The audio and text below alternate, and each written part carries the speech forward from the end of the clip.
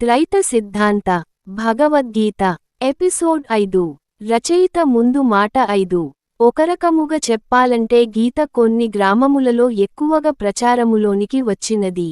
గీతామందిరములు కట్టించుకొని అక్కడ గీతను పెట్టుకొన్నారు.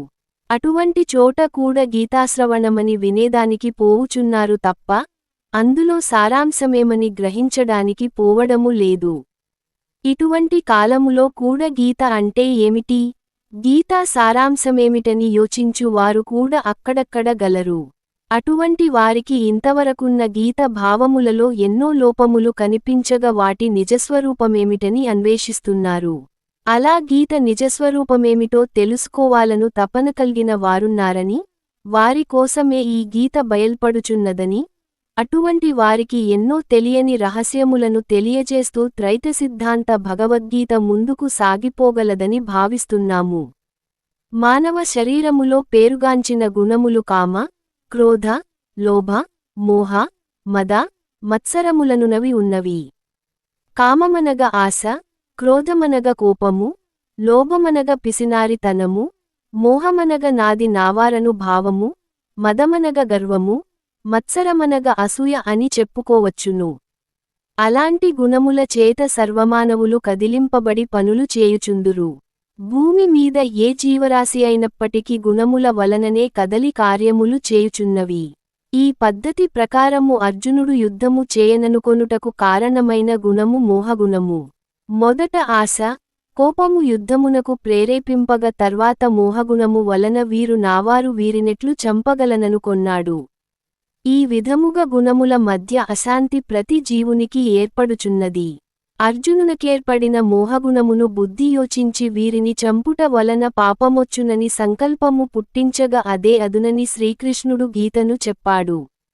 అర్జునునికేర్పడినట్లు గుణముల మధ్య మానవునికి అశాంతి ఏర్పడి పాపమను భావమొచ్చినప్పటికీ శ్రీకృష్ణునిలాగా వెంటనే చెప్పు గురువులేనందున మానవుడు వివరము తెలియక అశాంతిలోనే మునిగిపోవుచున్నాడు. అర్జునునికి కలిగినట్లు ప్రతి మానవునికి గుణముల వలన బాధకల్గుచునే ఉన్నది. ఒక గుణమొక వైపుకు లాగితే మరియొక గుణము ఇంకొక ప్రక్క లాగుచుండును. గుణముల మధ్య చిక్కి నలుగుచున్న మానవునికి అశాంతి కలదు. కావున శ్రీకృష్ణుని గీత అర్జునునికొక్కనికే కాక గుణములున్న జీవరాశులందరికీ అవసరమే. శ్రీకృష్ణుడు చెప్పినది అర్జునునకేనని తలచవద్దండి. గుణప్రభావములో చిక్కిన అందరికి వర్తించునదిగా తలచి, ప్రతి ఒక్కరు గీత తన నిమిత్తమే చెప్పారని తలచి చదవాలి. ఇప్పుడు ఇక్కడ వ్రాసిన గీత అర్జునునికేననుకోక శ్రీకృష్ణుడు నీకే చెప్పుచున్నాడను భావముతో శ్రద్ధగా చదవండి. భగవద్గీత శ్రీ భగవానువాచతో మొదలైనది. శ్రీకృష్ణుడు పల్కిన పలుకులను భగవానువాచ అనడమెందుకు, శ్రీకృష్ణ ఉవాచ అని ఎందుకనలేదను సంశయము కొందరికుండవచ్చును.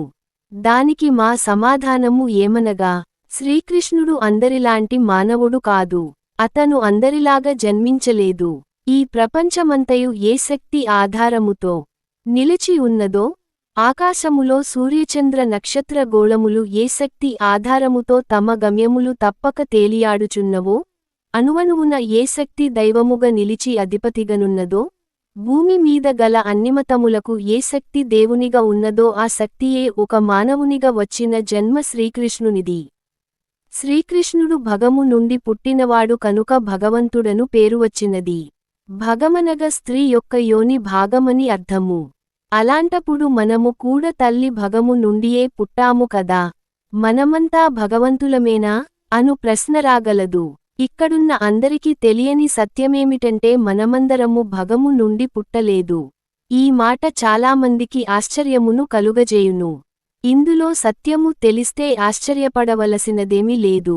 భగము నుండి మన శరీరములు పుట్టినవి, కాని జీవాత్మలమైన మనము పుట్టలేదు. శిశు శరీరము భగము నుంచి బయటికి వచ్చిన తర్వాత కొంతసేపటికి అనగా 5 నిమిషములకో, 10 నిమిషములకో, అరగంటకో, లేక గంటకో ఎక్కడో శరీరమును వదలిన మనము శిశు శరీరములో చేరి అరచుచున్నాము. ఒకచోట మరణించిన జీవుడు గుణములు పాపపుణ్యములతో కూడివచ్చి నిర్ణయింపబడి సిద్ధముగా బయటికి వచ్చియున్న క్రొత్త శరీరములో ప్రవేశిస్తున్నాడు. సర్వవ్యాపియైన పరమాత్మ మనమాదిరి ఒకచోట మరణించి మరియొక చోటికి పోనవసరము లేదు. ఆయన శరీరము ధరించి మాట్లాడి ధర్మములు తెలియజేయాలనుకొన్నప్పుడు స్త్రీ శరీరములోని గర్భమందు గర్భస్థ శిశువునందు సర్వము వ్యాపించి ఉన్నాడు కనుక శిశుశరీరముతో సజీవముగా పుట్టుచున్నాడు. అందువలన ఆయన ఒక్కడే భగవంతుడగును. సర్వవ్యాపి, సర్వము తానైనవాడు మరియొక దాని ప్రమేయము లేకుండా పుట్టగలడు. స్వయంభు అయిన పరమాత్మ పుట్టవలసి వచ్చినప్పుడు శిశుశరీరము తయారగుటకు పురుష వీర్యకణములతో కూడా పనిలేదు. కనుక సర్వవ్యాపియైన వాడు కన్యగర్భము నుండి అయిన పుట్టిరాగలడు. కుదనగ తనకు తానుగా పుట్టువాడు కుదా అగును. కుదాయైన పరమాత్మ సజీవముగా పుట్టిన శరీరమునకు శ్రీకృష్ణ అను పేరు పెట్టారు. కావున శ్రీకృష్ణుడు భగవంతుడు. ఆయన చెప్పినదే భగవద్గీత. ధర్మములంటే ఏమిటో తెలియకుండపోయి అధర్మములు మానవులందు ఎక్కువైనప్పుడు ఉద్భవించి ధర్మముల గూర్చి తెలియజేస్తానని గీతయందు భగవంతుడు తెల్పాడు. ఆ మాట ప్రకారము ద్వాపరయుగ అంత్యములో భగవంతుడు పుట్టాడంటే అప్పుడు ధర్మములకు ముప్పు ఏర్పడి అధర్మములు చెలరేగి ఉన్నవన్నమాట. ఇక్కడ కొందరికి ఒక అనుమానము రావచ్చును. ద్వాపరయుగ అంత్యములో వ్యాసుడు, భీష్ముడు మొదలైన ఎందరో గొప్పవారుండెడి వారుగదా. ఆ సమయములోనే ధర్మములకు ముప్పు ఏర్పడినదా అన్నది ప్రశ్న. దానికి జవాబు ఏమనగా, ఆనాడు తపస్సులు, యజ్ఞయాగాదులు, వ్రతక్రతువులు ఎక్కువగా ఉండెడివి. వాస్తవిక ధర్మములు తెలియని కారణమున ఆనాటి ప్రజలలో భక్తియనునది ఉన్నప్పటికీ అది బాహ్య దేవతారాధనల మీద ఉండెడిది.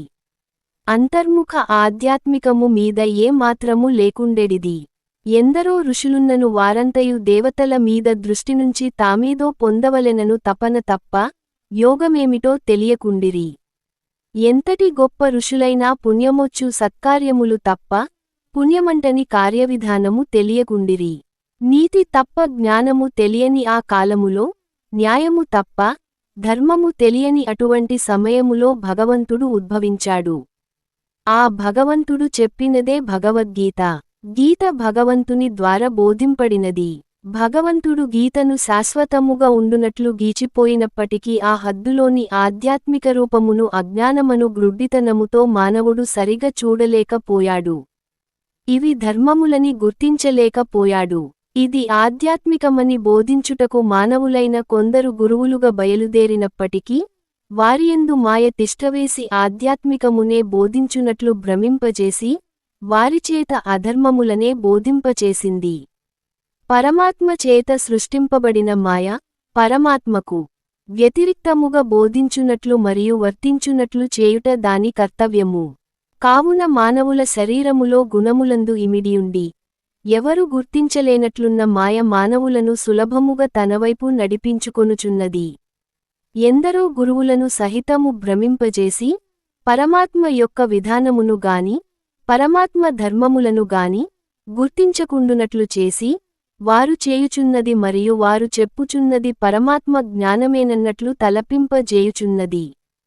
అందువలన ఎందరో మహానుభావులు కూడా ఆధ్యాత్మికములో పరమాత్మ చెప్పినట్లు కాక కొద్దిగా ప్రక్క మార్గములో పోయారనియే చెప్పవచ్చును. తెలిసినవారు కూడా ముఖ్యమైన ధర్మముల వద్ద పొరబడునట్లు మాయ చేసినది. ప్రజలకు జ్ఞానమును బోధించు బోధకుల చేతనే ప్రక్కదారిని బోధించునట్లు చేయుచున్నది.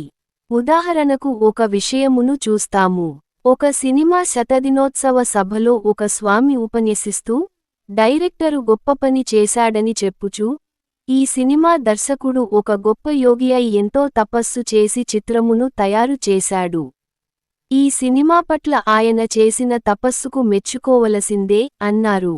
ఇక్కడ సినిమా దర్శకుడు పడిన శ్రమను తపస్సుగా పోల్చి చెప్పడమే కాక అతనినే యోగి అనడము కూడా జరిగినది.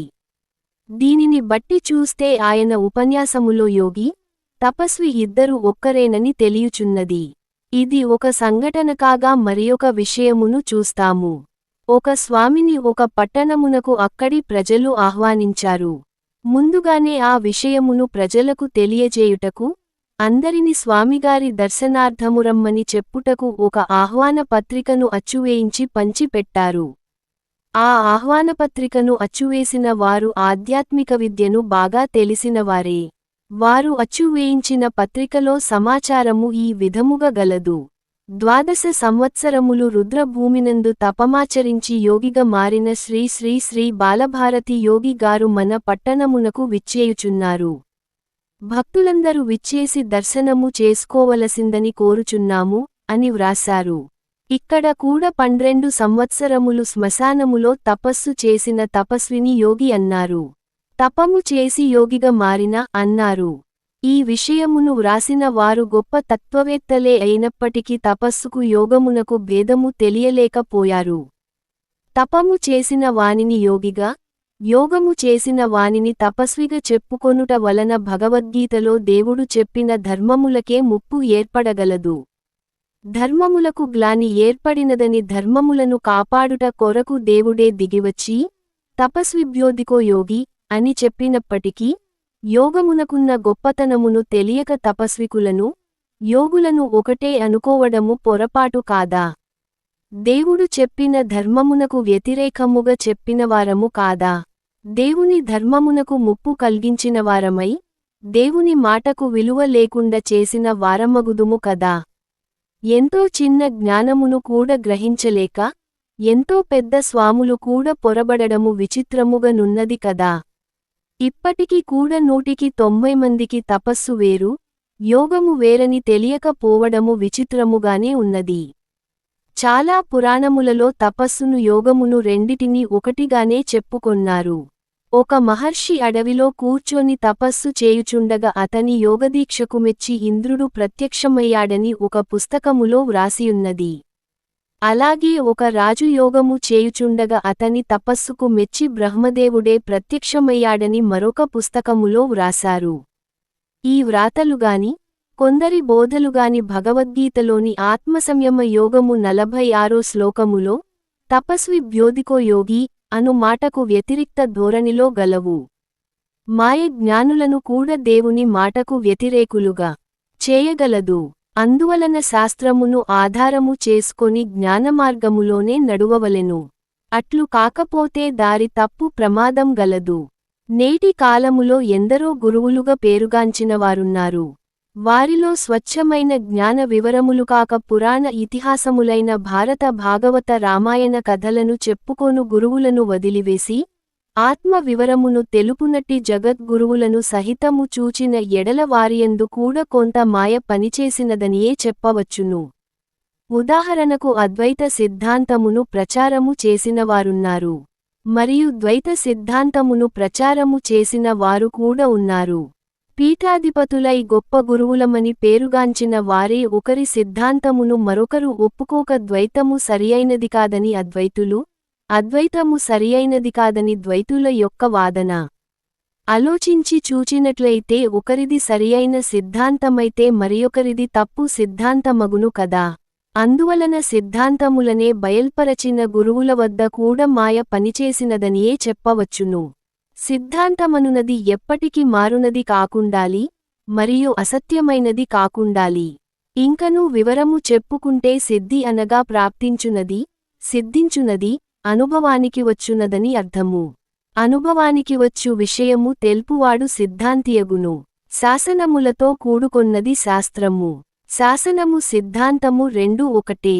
శాస్త్రము తెలుపువాడు శాస్త్రియని, సిద్ధాంతములను తెల్పువాడు సిద్ధాంతి అని పూర్వమనెడివారు. చిన్న చిన్న శాసనములతో కూడుకున్నదే ఒక సిద్ధాంతమగును. దీని ప్రకారము అన్ని విద్యల కంటే గొప్ప విద్యయైన ఆధ్యాత్మికము శాసనపరమైన సిద్ధాంతరూపముగా ఉండాలి. అలాగే జగద్గురువులుగా పేరుగాంచిన శంకరాచార్యులవారు అద్వైత సిద్ధాంతమును, మధ్వాచార్యుల వారు ద్వైత సిద్ధాంతమును ప్రచారము చేశారు. ఇవి ఒకదానికొకటి భిన్నముగా ఉండుట వలన ఏది సత్యము, ఏది అసత్యమని పరికించి చూడవలసియున్నది. వాటి వ్యత్యాసములు వాటిలోని సత్యాసత్యములు తెలుసుకొనుటకు ప్రమాణముగా పెట్టుకొని చూడవలసినది భగవంతుడు చెప్పిన భగవద్గీతయే. బ్రహ్మవిద్యకు ప్రమాణ గ్రంథమైన భగవద్గీత 100కి 100 పాళ్ళు శాస్త్రబద్ధమైన సిద్ధాంతములతో కూడుకొని ఉన్నది. పరమాత్మ స్వయముగా తెల్పిన భగవద్గీత ప్రకారము చూచిన ఎడల పరమాత్మ జీవాత్మలను రెండు లేవని పరమాత్మ ఒకటే గలదను అద్వైతము, జీవాత్మ పరమాత్మలు రెండు ఉన్నాయను ద్వైతము, రెండునూ గీతకు కొద్దిగా ప్రక్కమార్గములో ఉన్నాయని తెలియుచున్నది. అనగా పూర్తి సరియైన సిద్ధాంతములు కావని అర్థమగుచున్నది. గీతను ప్రమాణముగా పెట్టుకొని చూచినట్లయితే మానవమాత్రులైన గురువులు చెప్పిన ద్వైత, అద్వైత సిద్ధాంతములు రెండును హేతుబద్ధములుగా లేవు. ద్వైత సిద్ధాంతమును పరిశీలించి చూచినట్లయితే భూమి మీద వేర్లు లేకుండా చెట్టున్నదనుట ఎంత సత్యమో అంతే సత్యముగనున్నట్లు తెలియుచున్నది. అట్లే అద్వైత సిద్ధాంతమును పరిశీలించితే భూమి వేర్లు రెండు లేకుండానే చెట్టున్నదనుట ఎంత సత్యమో అంతే సత్యమగును. అనగా రెండు సిద్ధాంతములు అశాస్త్రీయముగనున్నవని, హేతుబద్ధముగలేవని తెలియుచున్నది. ఈ రెండు సిద్ధాంతములు అశాస్త్రీయము అహేతుకమనుటకు గీతలోని పురుషోత్తమ ప్రాప్తి యోగమందు గల 16-17 శ్లోకములే ఆధారము. ఈ రెండు శ్లోకములు ద్వైత అద్వైత సిద్ధాంతములు రెండిటిని ఒక్క వేటుతో కొట్టిపారవేయుచున్నవి. ఈ రెండు శ్లోకములే అసలైన ఆధ్యాత్మిక సిద్ధాంతమైన త్రైత సిద్ధాంతమును బోధిస్తున్నవి. ఈ రెండు శ్లోకములే కాక గీత యొక్క సారాంశమంతయు త్రైతము మీదనే బోధింపబడియున్నది. కలియుగములో ద్వైత, అద్వైత సిద్ధాంతములు బయటికి రాగా, ద్వాపరయుగ అంత్యములోనే త్రైత సిద్ధాంతము భగవంతుని చేత బోధింపబడి ఉన్నది. అయినప్పటికీ మాయ ప్రభావము చేత త్రైతము అర్థము కాకపోయినది. మాయ ప్రభావము చేతనే ద్వైత, అద్వైతములు బయల్పడినవి. ఇప్పటికి ద్వైత, అద్వైత గురుపరంపరలైన మధ్వాచార్య, శంకరాచార్య పీఠములు భూమి మీద గలవు. త్రైతమను పేరుగాని దానిని బోధించువారుగాని లేకుండా పోయారు. ఇట్టి పరిస్థితులలో త్రైతము బయటికి రావడము మన అదృష్టమని తెలియాలి. త్రైతము ప్రకారమే భగవద్గీత, భగవద్గీత ప్రకారమే త్రైతము గలదు. మనము ఇక్కడ క్రొత్తగా చెప్పుకొనుచున్న త్రైత సిద్ధాంతమును గురించి కొద్దిగా వివరించుకొందాము. పరమాత్మ తప్ప రెండవది లేదనుట అద్వైతము. పరమాత్మ, జీవాత్మ రెండు కలవనుట ద్వైతము.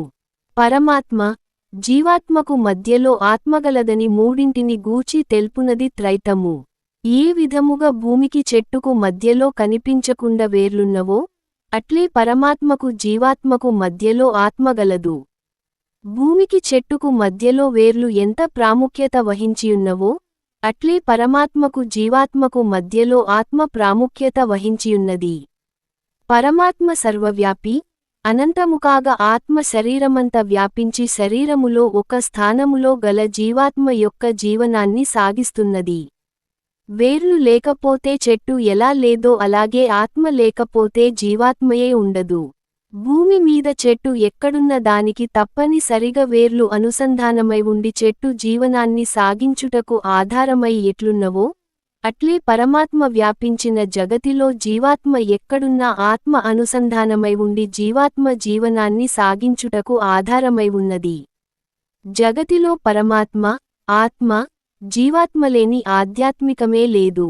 ఈ విషయమునే వివరిస్తూ క్షరుడని జీవాత్మను, అక్షరుడని ఆత్మను, పురుషోత్తముడని పరమాత్మను గీతలో బోధించారు. జీవాత్మ ఆత్మలు రెండు కూటస్థముగా కలిసి ఉన్నాయని, వాటికతీతముగా పరమాత్మ ఉన్నదని, జీవాత్మ ఆత్మలను ఇద్దరి పురుషుల కంటే అతీతముగనున్న పరమాత్మ పురుషోత్తముడని చెప్పబడియున్నది. ఈ విషయము బ్రహ్మవిద్యా శాస్త్రమైన గీతలో పరమాత్మ మాటల రూపముగా చెప్పడమే కాక ప్రతి మానవుడు ఈ విషయము తెలుసుకొనున్నట్లు, ప్రతి మానవుని హస్తములో జీవాత్మ, ఆత్మ, పరమాత్మల గుర్తుగా 3 రేఖలు ముద్రించి పెట్టాడు. ప్రతి మనిషి హస్తములోను 3 రేఖలు ముఖ్యముగా ఉండును. వాటిలో 2 క్రింది రేఖల కోనలు ఒకదానితో ఒకటి కలిసియుండును. పై రేఖ ఒకటి మాత్రము ప్రత్యేకముగా ఉండడము గమనించవచ్చును. కలిసియున్న 2 రేఖలు జీవాత్మ, ఆత్మలకు ప్రతీకలు కాగా ప్రత్యేకముగా పైన ఉన్న రేఖ మాత్రము పరమాత్మకు గుర్తుగా ఉన్నది. ఇది ప్రతి హస్తములో ఉండగా గురువులుగా ఉన్నవారు కూడా దీనిని గమనించలేదంటే, మాయ యొక్క ప్రభావమెంత ఎక్కువగా ఉన్నదో అర్థము చేసుకొనవచ్చును. సృష్టి అదియందే మానవుని అరచేతిలో 3 ఆత్మల రహస్యముంచిన పరమాత్మ ద్వాపరయుగ అంత్యములో కూడా అదే విషయమునే గీతలో చెప్పాడు. చేతిలో పెట్టినా, నోటితో చెప్పినా, మానవుడు గ్రహించలేకపోతున్నాడని పూర్వము తెలిసిన పెద్దలు పురుషుణ్ణి సూచించు లింగాకృతిని దేవాలయములందు ప్రతిష్ఠించి గీతలో చెప్పినట్లు జీవాత్మ, ఆత్మ, పరమాత్మలుగా, పురుషుడు 3 భాగములై ఉన్నాడని తెలియనట్లు, 3 విభూతి రేఖలు లింగము మీద తీర్చిదిద్దారు. 3 ఆత్మల విషయము ప్రతి ఈశ్వర దేవాలయములోనూ ఉండునట్లు చేశారు. కాని కాలక్రమమున ధర్మమేనాడో అధర్మముగా మారిపోయి ఈశ్వర దేవాలయము కడకు మెడలో పామున్న శివుని ఆలయముగా లెక్కించబడుచున్నది. ఈశ్వరుడనగా అధిపతియను అర్థము పోయి ఈశ్వరుడే శంకరుడను పెడార్థము మిగిలిపోయినది.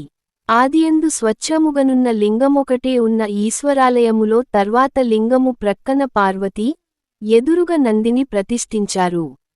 ఇలా చివరకు ఈశ్వరాలయము శంకరాలయముగా మారి శైవుల దేవాలయమైనది.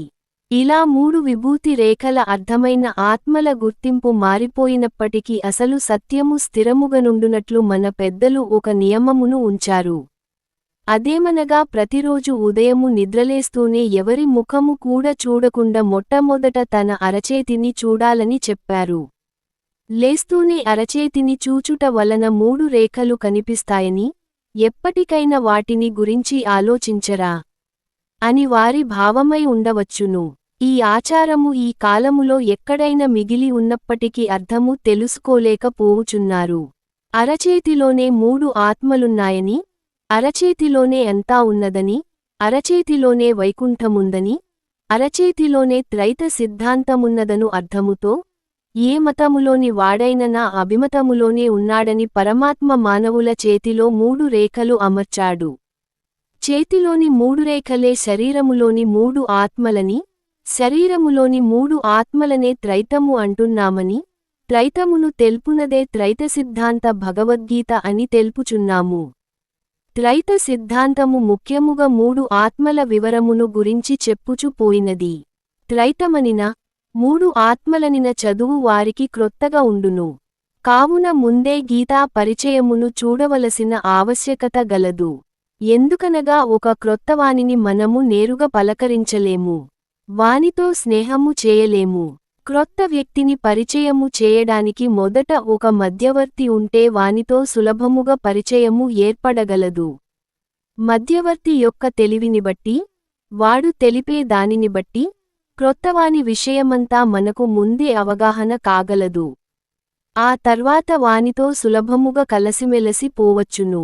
అలాగే త్రైత సిద్ధాంత భగవద్గీతలోని సారాంశము తెలియాలంటే, దాని అవగాహన కావాలంటే, ముందు గీతాపరిచయమును మధ్యవర్తి కావలసిందే.